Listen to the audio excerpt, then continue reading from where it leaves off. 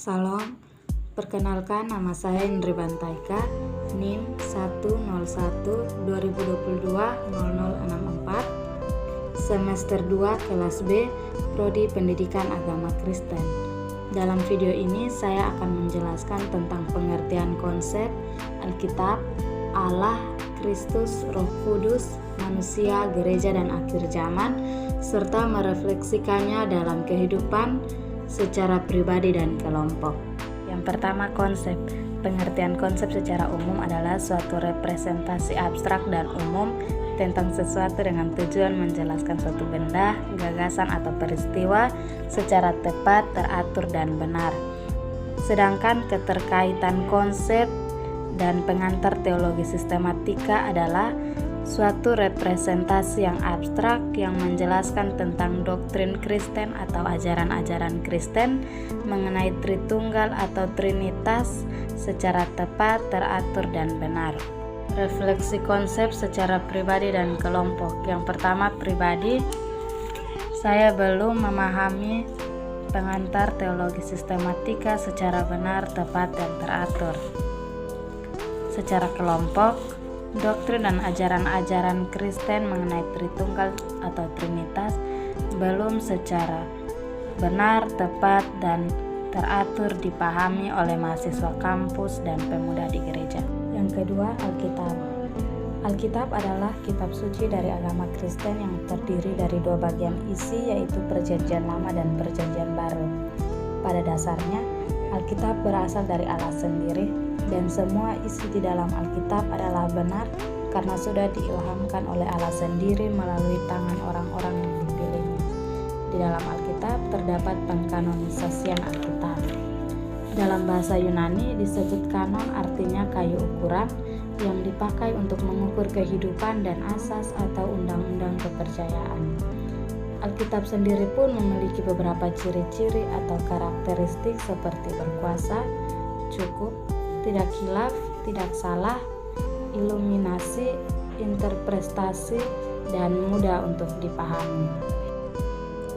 Merefleksi Alkitab secara pribadi, saya ingin menjadikan Alkitab sebagai pedoman hidup sehingga saya dapat hidup dengan hikmat Allah untuk membedakan mana yang baik yang dikehendaki oleh Allah, dan juga kepada kelompok mahasiswa di kampus dan pemuda di gereja agar mereka juga menjadikan Alkitab sebagai buku pegangan atau pedoman dalam hidup mereka untuk mengetahui isi hati Tuhan.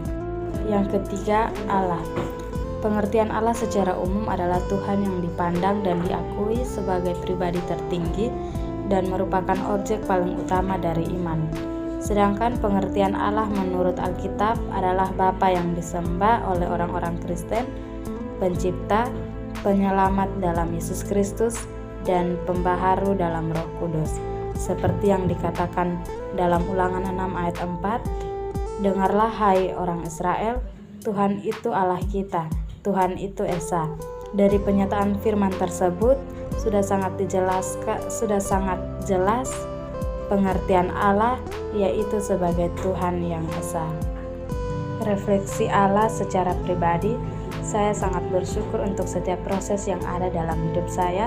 Saya merasakan pernyataan Allah yang tidak pernah berlalu dalam hidup saya.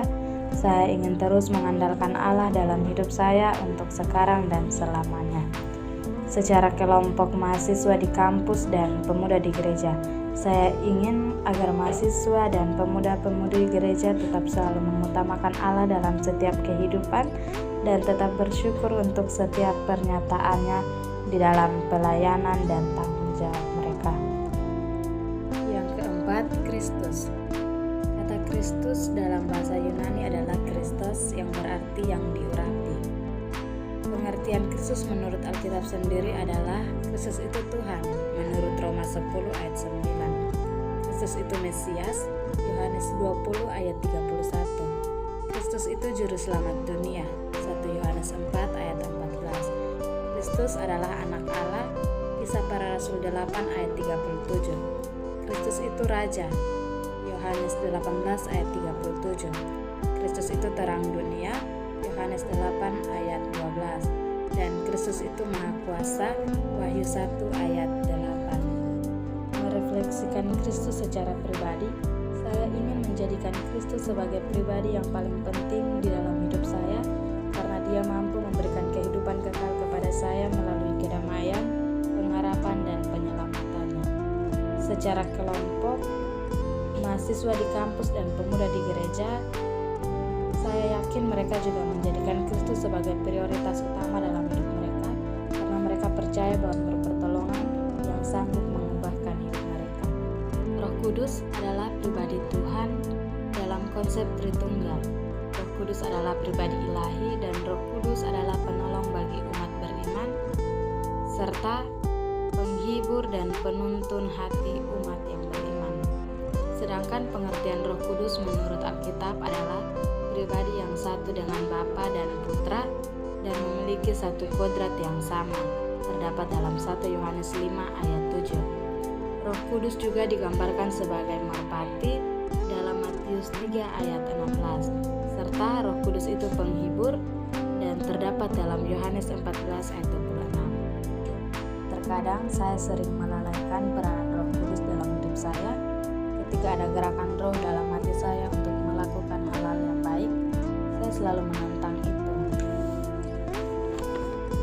Secara kelompok, mahasiswa dan pemuda di gereja selalu menjadikan Roh Kudus sebagai penghibur, penuntun hidup kepada kebenaran, penolong, serta memberi kuasa untuk menjadi saksi Kristus. Yang keenam, manusia. Pengertian manusia secara umum adalah makhluk hidup yang berakal budi dan mampu menguasai makhluk lain. Pengertian manusia menurut Alkitab adalah makhluk yang diciptakan segambar dan serupa dengan Allah, terdapat dalam Kejadian 1 ayat 26 sampai 27. Manusia itu makhluk yang paling sempurna, Kejadian 1 ayat 31. Dan manusia adalah makhluk yang dibentuk dari debu tanah, Kejadian 2 ayat 7. Refleksi manusia secara pribadi. Sebagai manusia, saya masih sering melakukan hal-hal yang bertentangan dengan kehendak Allah. Saya ingin agar saya dituntun oleh Roh Kudus untuk melakukan kehendak Allah. Secara kelompok, mahasiswa di kampus dan pemuda di gereja. Sebagai manusia yang lemah, tentunya kita masih sering melakukan hal yang di luar kehendak Allah. Namun Allah ingin untuk kita mengakui kesalahan kita, serta berusaha untuk mengubah dan menjadi pribadi yang lebih baik. Yang ketujuh, gereja. Pengertian gereja secara umum adalah gedung tempat bagi umat-umat Kristen untuk melakukan peribadahan atau upacara agama Kristen. Sedangkan pengertian gereja menurut Alkitab yang terdapat dalam 1 Korintus 3 ayat 16 dan Kisah Para Rasul 7 ayat 48, gereja adalah bait Allah yang tidak dibuat dengan tangan manusia, dan gereja adalah keluarga Allah yang ingin dibangun atas landasan batu yang hidup, yaitu Yesus Kristus. Saya ingin menjadikan diri saya sebagai gereja, tempat di mana Allah bertata, karena gereja bukanlah gedungnya, tetapi orang-orang yang percaya kepada Allah. Secara kelompok, mahasiswa di kampus dan pemuda di gereja juga percaya bahwa gereja bukanlah gedungnya, melainkan setiap keluarga Allah yang percaya kepada Allah. Yang kedelapan, akhir zaman. Pengertian akhir zaman adalah periode waktu yang dijelaskan dalam eskatologi dari agama-agama di dunia yang dominan, baik Abrahamik maupun non-Abrahamik. Sedangkan pengertian akhir zaman menurut Alkitab adalah peristiwa kesengsaraan makhluk di bumi, di mana peristiwa ini datang sebelum kedatangan Kristus yang kedua kalinya ke dunia, yang akan menghadapi antikristus dan mengantarnya ke kerajaan Allah. Refleksi akhir zaman secara pribadi. Saya ingin selalu mempersiapkan diri dan selalu berjaga-jaga seperti yang dikatakan di dalam Alkitab, agar ketika kedatangan Yesus yang kedua kalinya, saya dapat dipilih sebagai anaknya. Secara kelompok, mahasiswa di kampus dan pemuda di gereja, sebagai orang percaya tentunya kita harus mempersiapkan diri kita untuk menyambut kedatangan Tuhan yang kedua kalinya melalui setiap tindakan, perkataan, dan perbuatan kita, sehingga pada saat Dia datang yang kedua kalinya, kita semua dapat dipilih dan diakui sebagai anak-anak. Demikian hasil presentasi saya. Terima kasih, Tuhan Yesus memberkati.